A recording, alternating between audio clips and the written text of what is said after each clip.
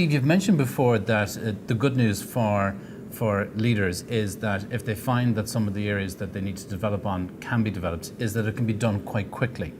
And I find that sometimes teams and leaders will often say, is this going to be hard? Is it going to be difficult to actually develop? And will it take a long time? My understanding is that it can be done quite quickly if somebody puts a focus on wanting to do it. Is that your experience? If the motivation is there and the person sincerely wants to change and see these things come through, it can move along fairly quickly. It may not happen overnight, but because they'll have to usually go out and try things. You want them to go out and experiment, try different behaviors, see how they work, what's the response to it, how do people adapt to what you've done, report back to me, tell me how it went, are we in the right direction? So, it will really depend on both the relationship and the willingness of the person to make these changes. And typically, if somebody wanted to work on a particular area, say interpersonal skills as being an area, or self-expression, and they find that their score might be coming in around 85 or 90, and they see it as being a development area. Putting that focus and putting that attention onto it, and also going out and working on that and experimenting with it. Roughly what kind of time frame could the individual see a progression or an improvement in that area? If they're scoring around that level, you could be a few months at that really to get some kind of change that's significant enough.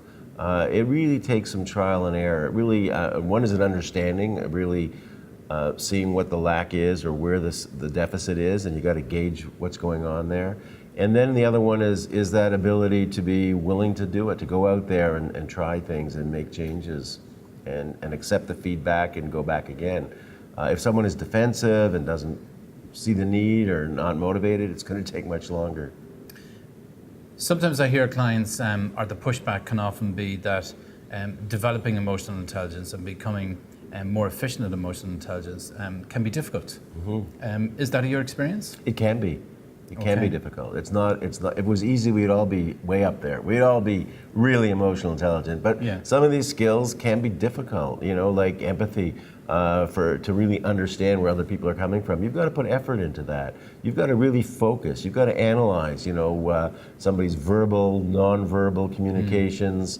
I wish we could just snap our fingers and make someone emotionally intelligent, but some people have to really work at it and get it. It's not natural for everybody. Some people find it a little more natural, but other ones really have to practice and work to get those skills up. Steve, thank you very much for your time today. Appreciate it. Thank you, Shay. It was a pleasure. Thank you. Yeah.